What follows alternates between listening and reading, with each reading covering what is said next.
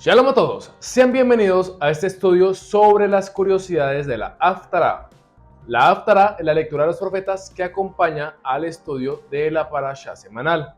Entonces, te recomendamos que antes de ver este video estudies la enseñanza de la Parashá Emor. Siendo así, empecemos.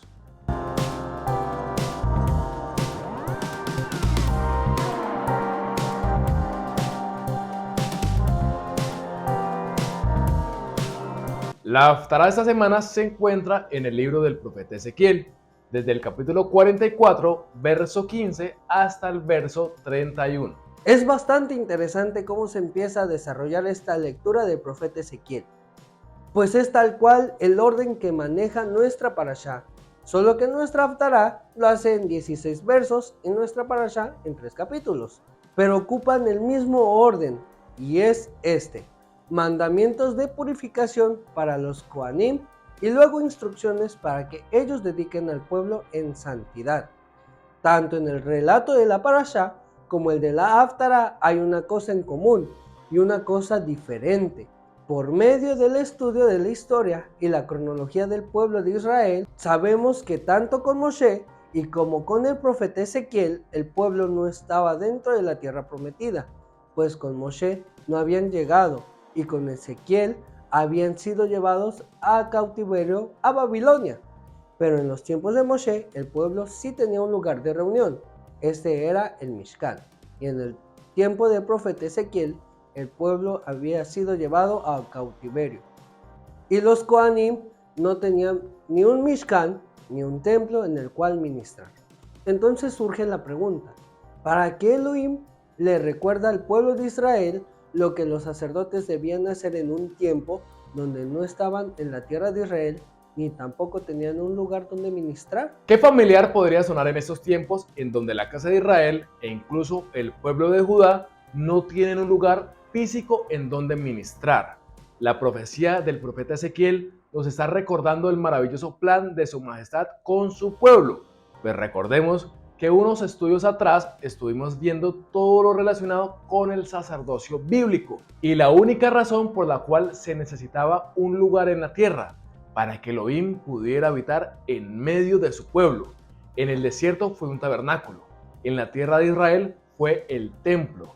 En el primer siglo, Elohim se tabernaculizó habitando entre nosotros, estableciendo un sacerdocio eterno, un sacerdocio en la línea de Melquisedec, el rey de justicia. Y justo en esta Haftará nos habla de un tipo de sacerdocio de justos, los hijos de Tzadok, haciendo referencia a la futura asignación del sacerdocio del Rey de Justicia. Yeshua le dijo a la mujer samaritana: mujer, créeme que la hora viene cuando ni en este monte ni en Jerusalén adorarán al Padre. Ustedes adoran lo que no saben, nosotros adoramos lo que sabemos, porque la salvación viene de los judíos. Mas la hora viene, y ahora es, cuando los verdaderos adoradores adorarán al Padre en espíritu y en verdad. Porque también el Padre tales adoradores busca que le adoren. Yeshua dijo claramente en estas palabras que llegaría un tiempo en donde no adoraríamos al Padre en Jerusalén, haciendo referencia directa al sagrado templo. Llegaría un tiempo en donde no todos los israelitas estarían en la tierra de Israel, pero no por eso dejaríamos de adorar. Pero esta vez sería en Ruach. Recordemos que en 1 Corintios 6:19 dice que nosotros somos el templo del Ruach HaKodesh, la Kaal. La congregación es el templo del Ruach. Elohim quiso habitar en medio de su pueblo y ahora lo hace dentro de cada israelita. Hay otra cosa que Yeshua dijo: la salvación viene de los judíos. Y es curioso el comentario que el judaísmo tiene con respecto a esta profecía del profeta Ezequiel. Ante este problema de no tener templo, los estudiosos ofrecieron dos soluciones. La palabra Kohanim, sacerdotes, puede también significar príncipes o líderes, o también servidores. He aquí la posible solución de la cuestión. Los israelitas fueron llamados a ser una nación de servidores. líderes. Fue el pueblo convocado por obra del pacto a aceptar la responsabilidad, no solo en nombre propio y de sus familias, sino por el estado moral espiritual de la nación en su conjunto. Este es el principio que más tarde sería conocido como el concepto de Kol Israel Arevim Ze Ba Ze. Todo israelita es responsable el uno por el otro. Estas palabras van totalmente ligadas con las palabras de nuestro Elohim. Y ustedes serán para mí un reino sacerdotal y una nación santa. Estas son las palabras que dirás a los hijos de Israel. La promesa es que cada hijo de Israel es responsable de ser un sacerdote. Amada casa de Israel, estamos llamados a ser líderes de nuestros hogares, de nuestras familias, y estamos encargados de ministrar al pueblo de su majestad. Tenemos que unirnos.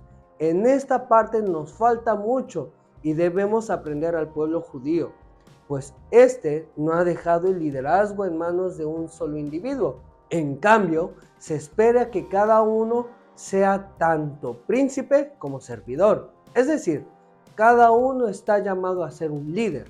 Nunca antes estuvo el liderazgo más profundamente democratizado. Esto es lo que hizo que los judíos fueran históricamente difíciles de liderar. Como dice la frase célebre de Chaim Weizmann, el primer presidente de Israel: soy el conductor de 1.000.000 de presidentes. La labor primordial de un líder es enseñar al pueblo santo a hacer diferencia entre lo santo y lo profano y hacernos discernir entre lo limpio y lo impuro. Pero, ¿saben que en esta instrucción no dice entre lo santo y lo profano? Para entender esto a profundidad es necesario estudiar la palabra hebrea de la semana con el Moré Agel. Adelante, Moré. Muchas gracias, Agel. En hebreo la frase entre lo santo y lo profano dice así: Ben Kodesh Lehol. Aquí hay varios puntos a analizar. Primero, recordemos que la palabra Kodesh no traduce santo, sino que es la palabra para referirse a la fuente de la santidad. Este es Elohim. Elohim es el Kodesh. Ahora, la palabra Hol es la que en este verso tradujeron como profano. Y aunque este puede ser un sinónimo, la palabra correcta es común. Y así podemos traducir este verso así: entre el que es santo y lo común. ¿Cómo así lo común? ¿Por qué es mejor usar la palabra común y no la palabra profano? Es que cuando pensamos en cosas profanas, pensamos en maldecir, robar, asesinar, adulterar. Y sí, lógicamente debemos separarnos de las cosas profanas. Pero si pensamos en las cosas comunes, podemos llevar la santificación de nuestras vidas un poco más lejos. Tomemos un mandamiento extremadamente santo, el Shabbat. Este es un día que le pertenece a Elohim y Él nos dio acceso a Él como un pacto entre nosotros y Él. Por eso, al finalizar este día, pronunciamos la frase Ben Kodesh Lehol, entre el Kodesh, el santo y lo común. El Shabbat es el día en que no nos podemos dedicar a nuestros asuntos comunes, los asuntos que solemos hacer los otros 6 días de la semana. Este no es un día para comprar ni para vender, no es un día para trabajar, no es un día para hacer negocios. Estos son asuntos comunes y no son asuntos profanos, pero estos mismos asuntos que son comunes, ejecutados en el día de Shabbat, se convierten en la profanación del día de su majestad. Elohim obviamente te dice que no puedes hacer el mal en Shabbat ni en los otros 6 días de la semana, pero te dice, lo que sueles hacer comúnmente los otros 6 días, no lo puedes hacer en mi día sagrado. Con esto terminamos el estudio de la palabra hebrea de la semana. Sigamos con el estudio, Agel. Muchas gracias, Moré Agel. Qué importante es hacer diferencia entre las dos frases, entre lo santo y lo profano y entre el que es santo y lo común. Un pequeño cambio de palabras que nos hacen reflexionar sobre la importancia de no dedicarnos a nuestros propios asuntos, quitándole la honra especial al día de nuestro Elohim. Amada casa de Israel, tenemos una responsabilidad bastante grande sobre nosotros. Debemos aprender a ser verdaderos líderes, verdaderos Kohanim, para ministrar al pueblo de nuestro Creador, empezando por nuestros hogares, dándoles la honra a nuestro Elohim, empezando por su Shabbat semanal y por sus Shabbatot anuales. Casa de Israel, Es el tiempo de hacer diferencia entre los 6 días de actividad y el día que Él preparó para nosotros desde la fundación del mundo. Shalom Alejem.